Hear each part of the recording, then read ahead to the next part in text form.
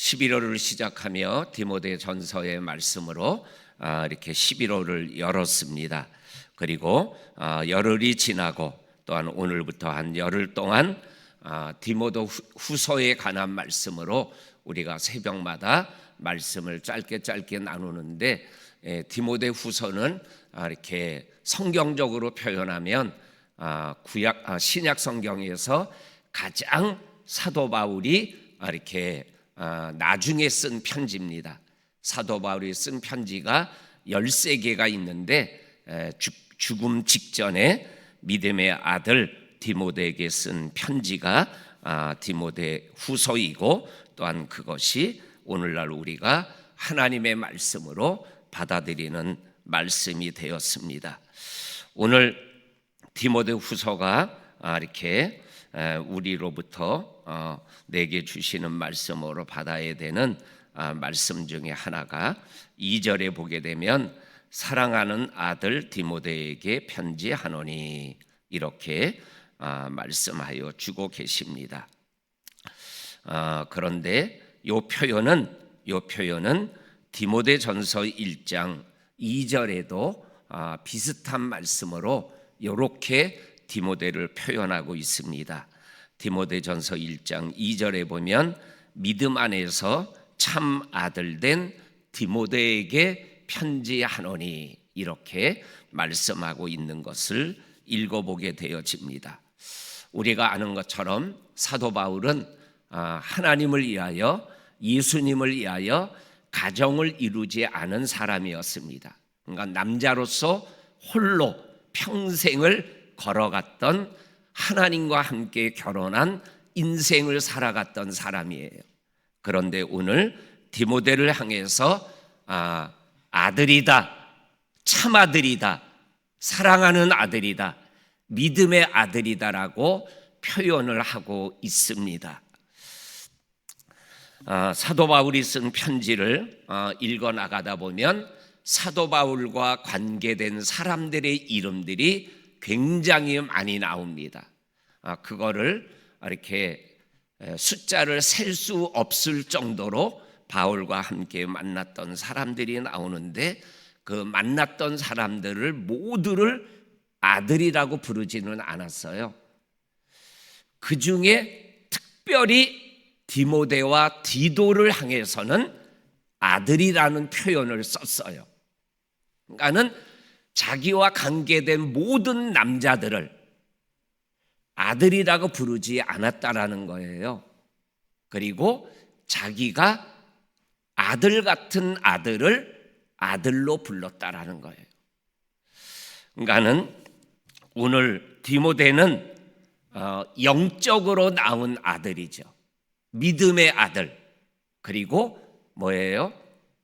사랑하는 아들이죠. 제가 우리 성도님들한테 가끔 제가 부목으로 일했던 약수교회 이야기를 하면서, 약수교회에 제가 모셨던 이응선 목사님을 영적인 아버지라고 표현한 거 여러분들 기억나시죠? 이제 작년에 천국 가셨는데, 저희 육신의 아버지가 좀 일찍 돌아가셨어요.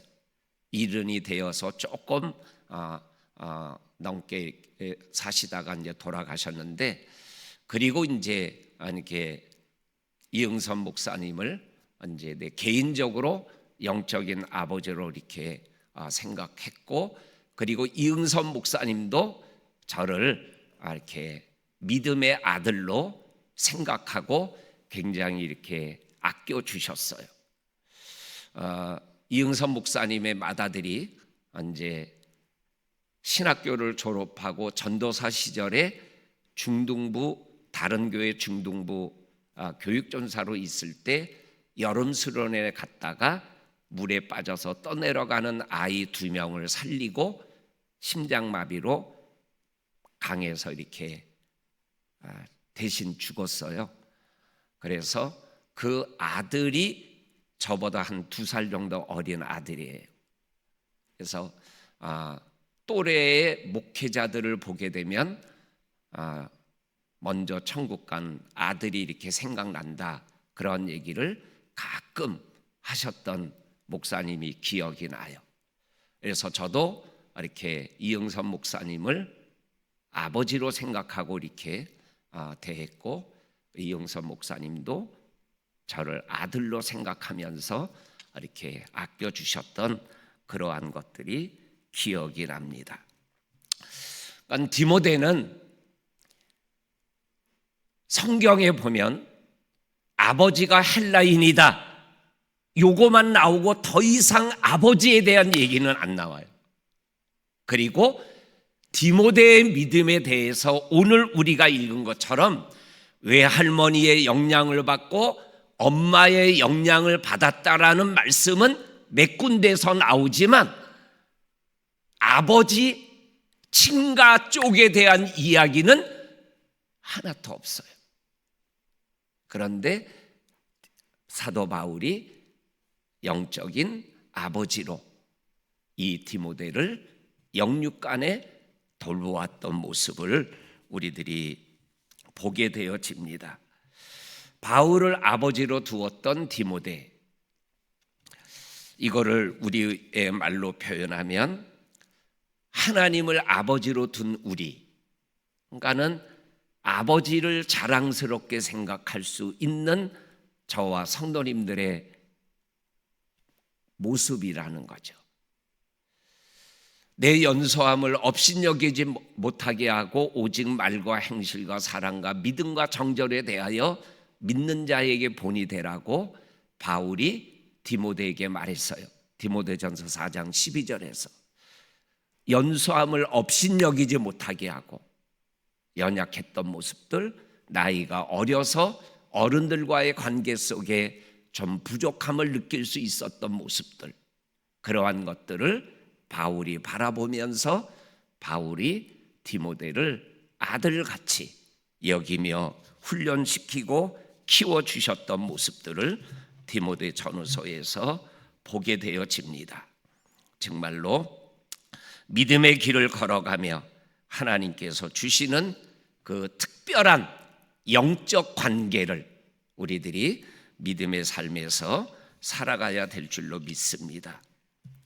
오늘 성경은 아들 디모데를 뭐라고 표현했냐면 3절에 보면 내가 밤낮 간구하는 가운데 쉬지 않고 너를 생각하여 청결한 양심으로 조상적부터 섬겨오는 하나님께 감사하고, 4절에 내 눈물을 생각하여 너 보기를 원함은 내 기쁨이 가득하게 하려 함이니라.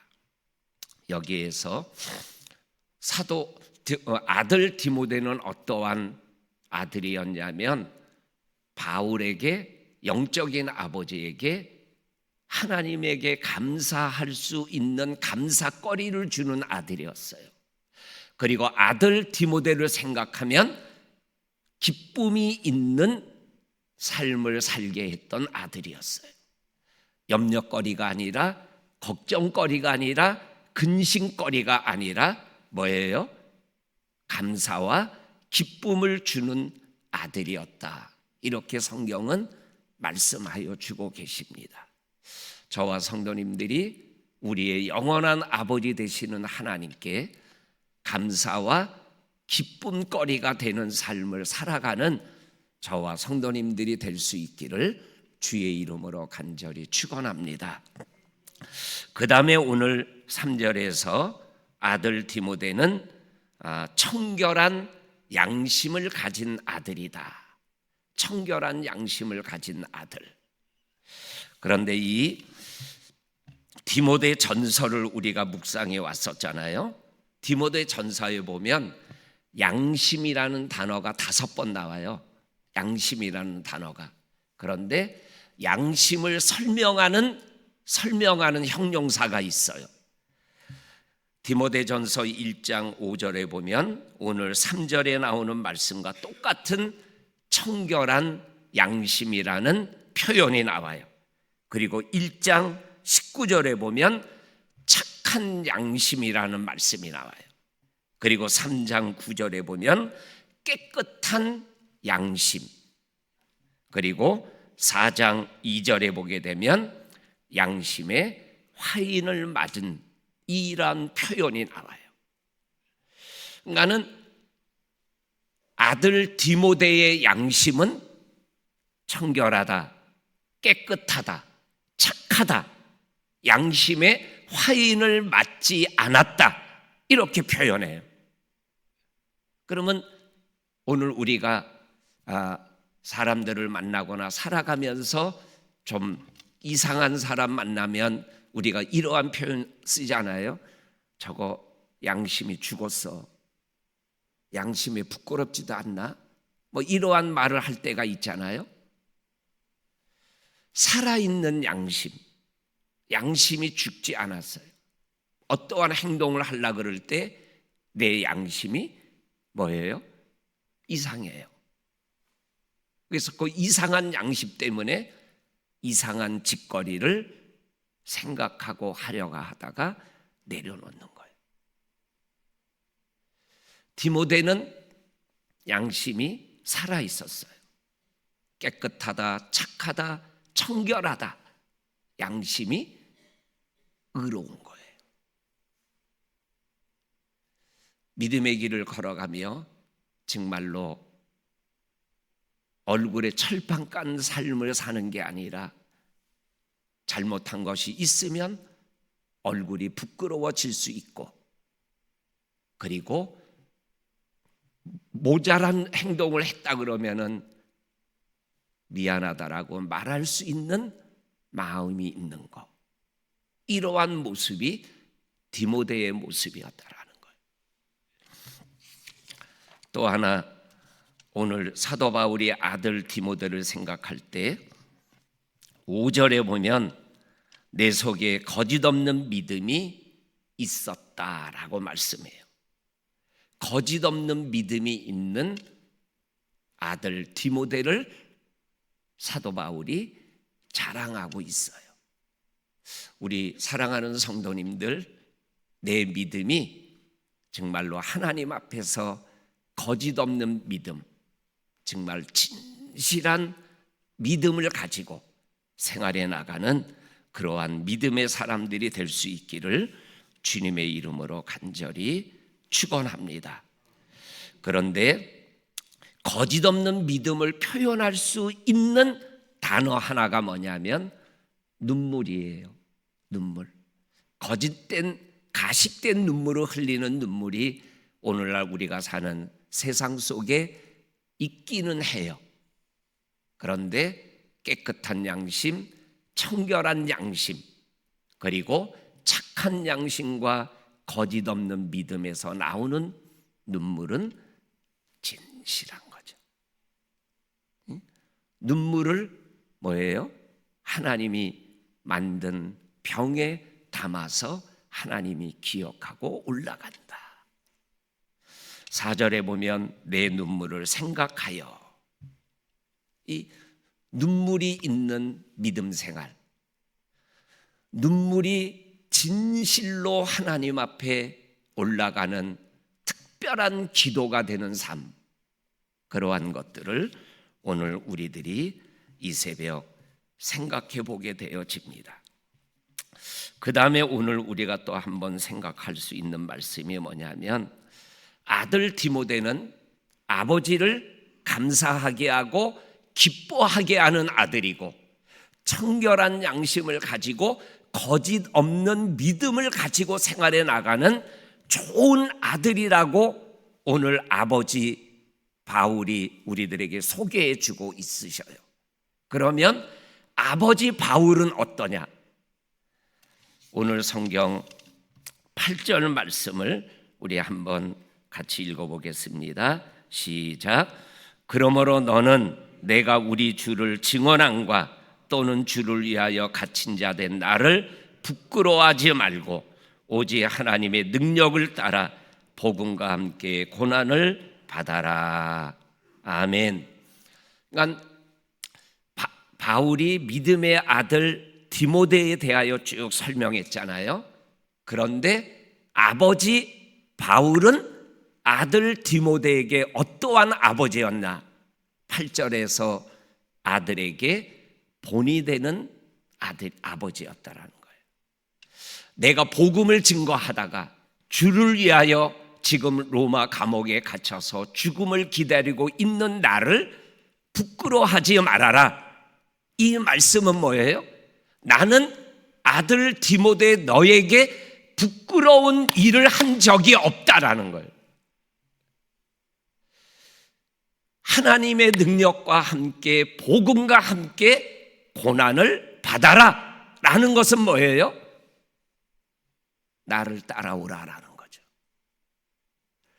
복음을 위하여 하나님을 위하여 내가 사역을 하다가 감옥에 갇혔다면은 너도 복음을 위하여 하나님을 위하여 살다가 감옥에 갇히는 거는 그거는 부끄러운 게 아니다.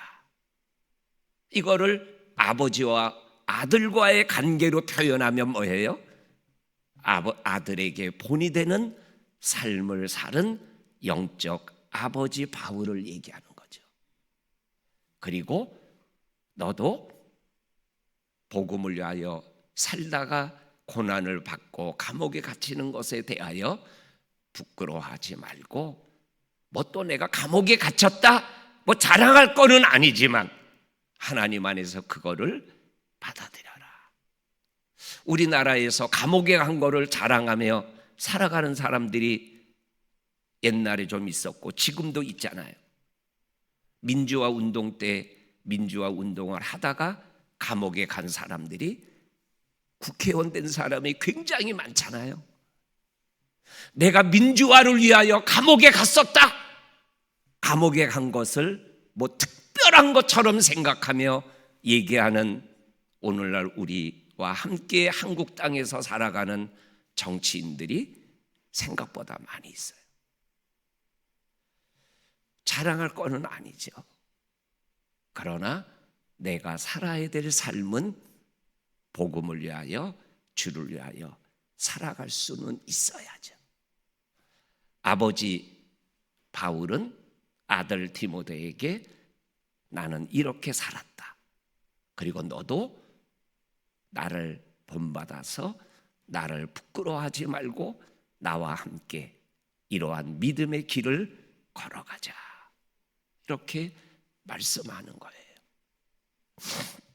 우리 성도님들, 우리가 믿음의 길을 걸어가면서 좋은